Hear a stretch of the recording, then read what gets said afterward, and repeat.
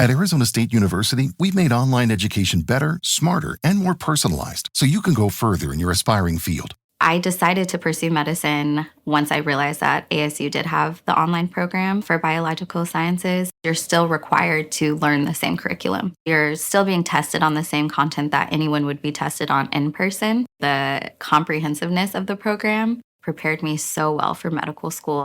Explore over 300 programs at asuonline.asu.edu. Hello everyone and welcome to the Blyvale podcast, Global Connections with ESIM and SIM Card. Today we will guide you through Complete Guide to Data Plans and... You know that feeling, you're always connected, then you start wondering, how much data do I actually use? Or maybe, what happens now I've hit my daily limit? Everything just slows down. It's a really common thing, isn't it? And honestly, it often leaves us guessing about what these mobile data plans really mean day to day. Absolutely. So welcome to the deep dive. Today, we're digging into an article from the Blyvale blog. They've laid out what you can realistically do with 500 millibit, 1 MB, and 2 GB of data each day. And maybe the most useful part for many people, what actually happens when you hit that limit and your speed drops, that reduced speed browsing. Exactly. Our goal here is to, cut through the jargon and give you the real story.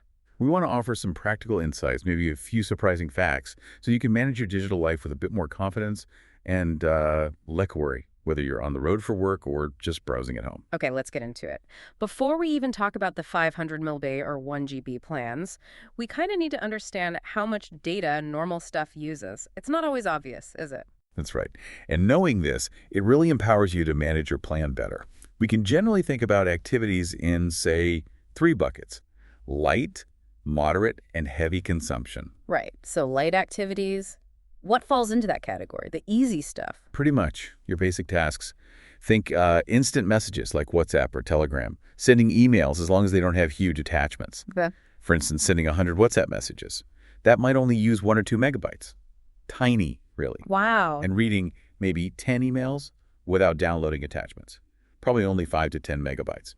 You can do a lot of text-based chat with very little data. That definitely puts it in perspective. Okay, then moving up to moderate activities, I guess this is where things start using a bit more juice. Precisely. This is where multimedia starts to come in more. So browsing websites that have images, scrolling through social media feeds with photos and maybe short video clips, and online voice calls. Ah, voice calls, like WhatsApp call. Yeah, exactly. An hour of voice calls on WhatsApp or maybe Skype. That could use somewhere between 30 and 50 megabytes. Oh. And just half an hour scrolling through Instagram with all those photos and videos popping up, that can easily be 60 to 80 megabytes right there. Right, you can see how that starts to add up. And then the heavy hitters, the real data guzzlers. They certainly are. This is where things like video streaming, downloading large files, and actual video calls come in. Okay, give us some numbers there. Well, think about streaming video. An hour in standard quality, which is usually fine for a phone screen, can eat up anywhere from 350 to 700 megabytes. Half a gig, potentially. Or more. But then, if you switch to high definition, maybe for a tablet or laptop, that same hour can suddenly jump to, like, 3 gigabytes. Whoa! Yeah. And video calling, depending on the quality you're using, might be around 100 to 300 megabytes per hour. That HD streaming figure, that's often the big surprise for people. That's where data can just vanish. Those numbers really help frame it. So now let's connect that to the daily plans. What can you actually do with 500 megabytes, 1 gigabyte, or 2 gigabytes a day? All right, this is where it gets practical, because these limits really define how much digital freedom you have each day. Let's start with that 500 megabyte tier. Okay, 500 millibit. Who is this really for? What's the main idea? I think the key thing with 500 millibit is it's really for staying connected with essentials.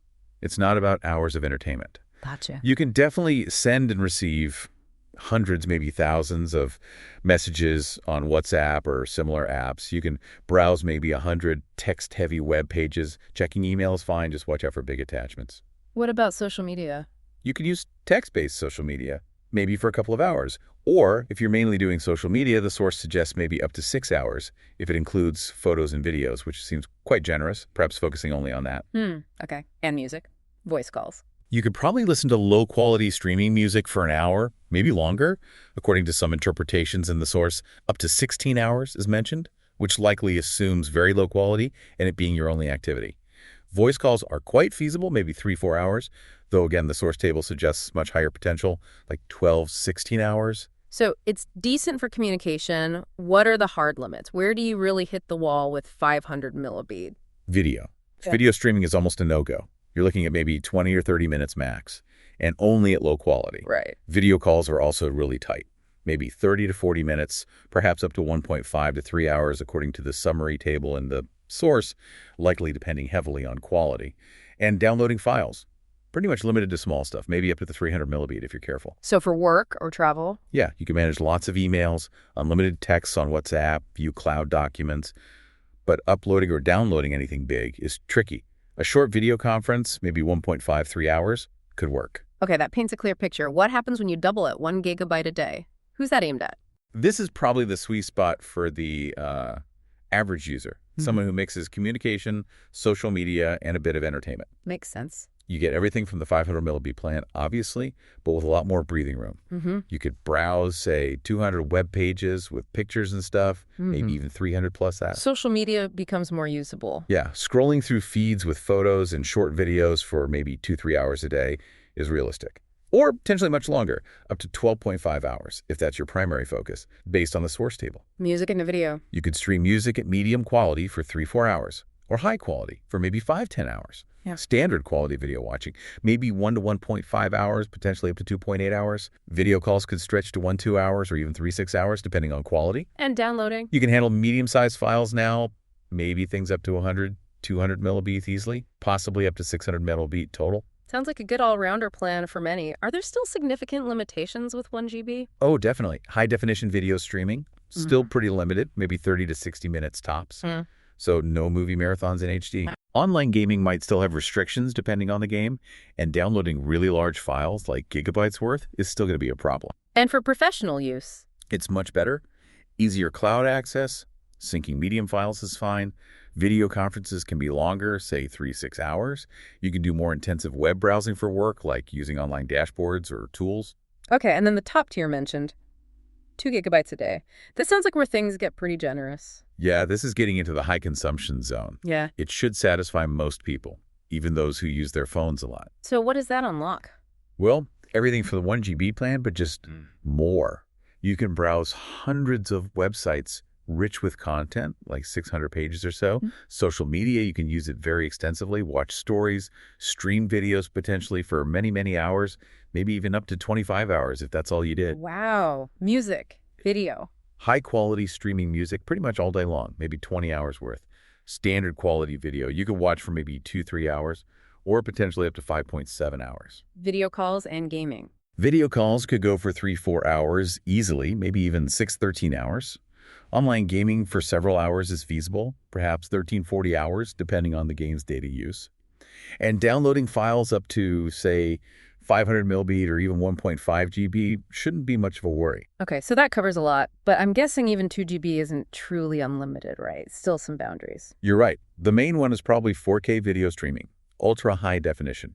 You still only get about 17 minutes, maybe up to 30-40 minutes, according to the source's estimates. Oh, okay. And downloading very large files like massive software updates or huge video files over a gigabyte, that could still hit your limit pretty quickly. And for work use. For professional or travel use, 2 GB is pretty much full freedom with very few constraints.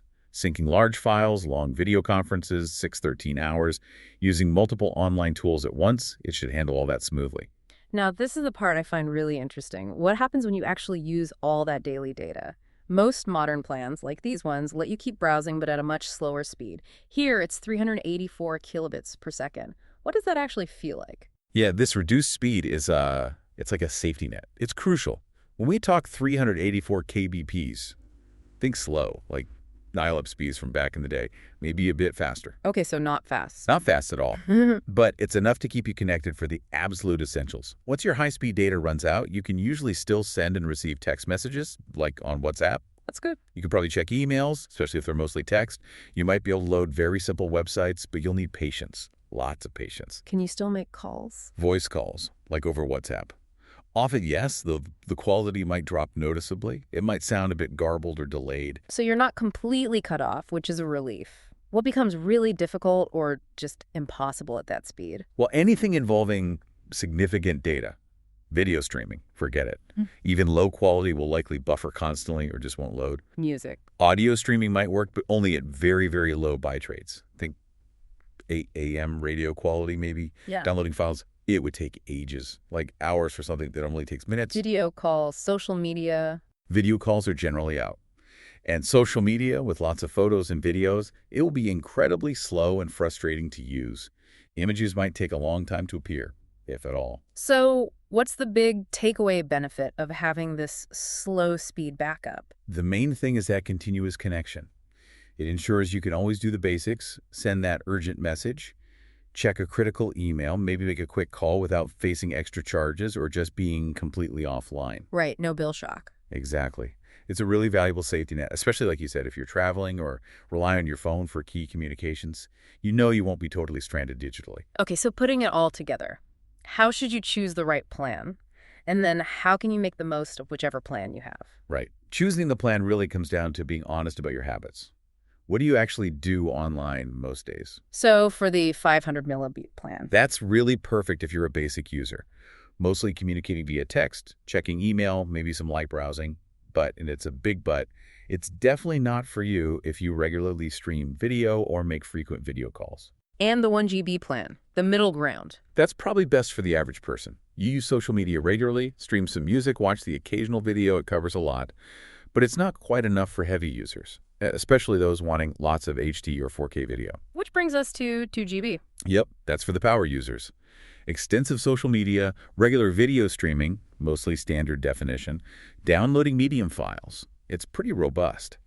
However, even 2 GB isn't really designed for hours of 4K streaming or constantly downloading huge multi-gigabyte files. There are still limits. Makes sense. And beyond picking the plan, you mentioned optimizing. What are some smart ways to make your data last longer? Absolutely. There are simple things you can do. First, check your phone settings and app settings for a data saver mode. Many apps have this now. Good tip. Also, download things you know you'll need: maps for travel, podcasts, playlists, maybe even videos when you're on Wi-Fi beforehand. Don't stream them over mobile data if you don't have to. That's smart planning. What about video quality? Definitely check your streaming app settings like Netflix or YouTube. Reduce the default streaming quality, especially for mobile data. Standard definition uses way less data than HD. And those autoplay videos on social media. Turn them off. They just eat data in the background. Also, set your phone to only update apps automatically when you're on Wi-Fi. Those updates can be surprisingly large. Any other tools? You could try data-saving browsers like Opera Mini or enable data compression features in browsers like Chrome. And maybe most importantly, just keep an eye on your usage. Check your phone's data counter regularly or use your provider's app. Just being aware helps a lot. That awareness really is key, isn't it? This whole deep dive really drives home how understanding your usage gives you more freedom, and that ability to keep browsing, even slowly, after hitting your limit. That feels like a game changer. It really is. It means you're not suddenly scrambling to buy extra data packs or just terrified of being cut off completely. With a bit of planning and using some of those saving tips, even a plan like 500 millibeat or 1 GB can actually cover most daily needs quite well. So as you think about your own phone habits, how does knowing all this change how you might connect, maybe more thoughtfully, whether you're navigating a new city or just going about your day? And are there maybe some unexpected ways you could stay connected without always needing that next gigabyte?